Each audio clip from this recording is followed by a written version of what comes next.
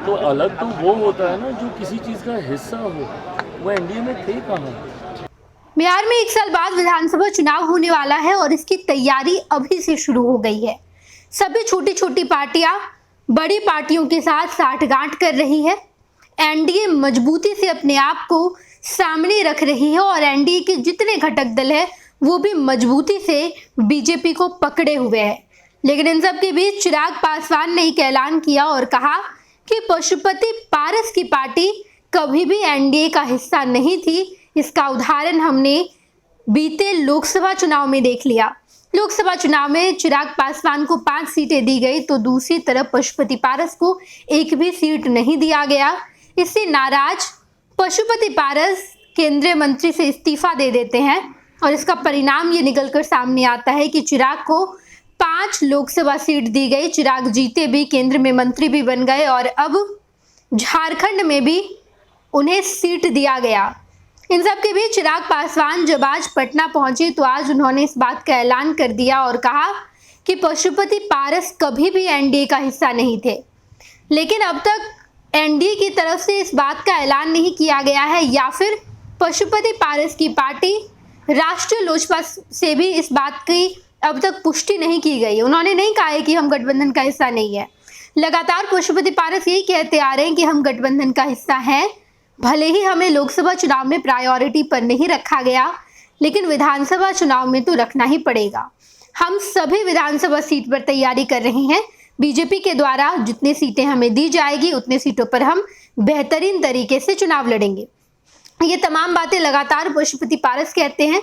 लेकिन चिराग पासवान से जब ये सवाल पूछा जाता है तो चिराग पासवान कहते हैं कि नहीं, पशुपति पारस की पार्टी यानी कि राष्ट्रीय लोजपा कभी भी एनडीए का हिस्सा थी ही नहीं। हम एनडीए का हिस्सा हैं। बीते लोकसभा चुनाव में आपको साफ तौर पर पता चल गया कि उन्हें कोई नहीं पूछ रहा है और इस बार के विधानसभा चुनाव में भी ऐसा ही होगा। 2025 में भी आपको ये देखने को मिलेगा कि पशुपति पारस की पार्टी राष्ट्रीय लोजपा को कोई नहीं पूछ रहा। राष्ट्रीय लोजपा को कितनी सीटें दी जाएगी, क्या वो गठबंधन का हिस्सा है या नहीं है, इस पर खुलकर बीजेपी ने अब तक नहीं कहा है। हालांकि बीच में तस्वीरें निकलकर सामने आई थी जहां पर पशुपति पारस की मुलाकात अमित शाह से हुई थी। दोनों के बीच बातचीत हुई। बिहार बीजेपी के प्रदेश अध्यक्ष दिलीप जायसवाल ने भी पशुपति पारस से बातचीत की थी, मुलाकात की थी। लेकिन वो दौर इस वक्त का था जब चिराग पासवान बीजेपी को आंख दिखा रहे थे। बीजेपी को कह रहे थे कि आप हमें झारखंड में कम से कम 14 सीट दीजिए और भी ढेर सारे डिमांड चिराग पासवान की बीजेपी के सामने रखे गए थे। लेकिन बीजेपी ने एक भी डिमांड नहीं मांगना। झारखंड में चिराग पासवान को 1 सीट दिया गया। इसी बीच पशुपति पारस और अमित शाह की मुलाकात हुई थी और चिराग को ये बताने की कोशिश की गई थी कि अगर आप हमको आंख दिखाएंगे तो मेरे पास दूसरा विकल्प है और वो विकल्प हमारे लिए हमेशा खुला है। हम उस विकल्प को चुन लेंगे और आपको छोड़ देंगे। उसके बाद चिराग पासवान ट्रैक पर भी आ गए। लेकिन अब चिराग पासवान का ये बयान राजनीतिक गलियारे में भूचाल पैदा कर रहा है, जहां पर चिराग पासवान ये कहते हैं कि पशुपति पारस तो एनडीए का हिस्सा है ही नहीं। हालांकि पशुपति पारस ने हमेशा ये कहा है कि हम मजबूती के साथ बीजेपी के साथ हैं, एनडीए के साथ हैं, एनडीए के घटक दल हैं और मजबूती के साथ एनडीए को इस बार के विधानसभा चुनाव में भी जीत दिलानी है। लेकिन चिराग पासवान बार बार यही कह रहे हैं कि पशुपति पारस की पार्टी राष्ट्रीय लोजपा एनडीए का हिस्सा कभी नहीं थी, पहले भी नहीं थी और अब भी नहीं है। इसका उदाहरण हमने लोकसभा चुनाव में देख लिया है और आने वाले विधानसभा चुनाव में भी आप देखेंगे कि पशुपति पारस की पार्टी राष्ट्रीय लोजपा को एक भी सीट नहीं दी गई।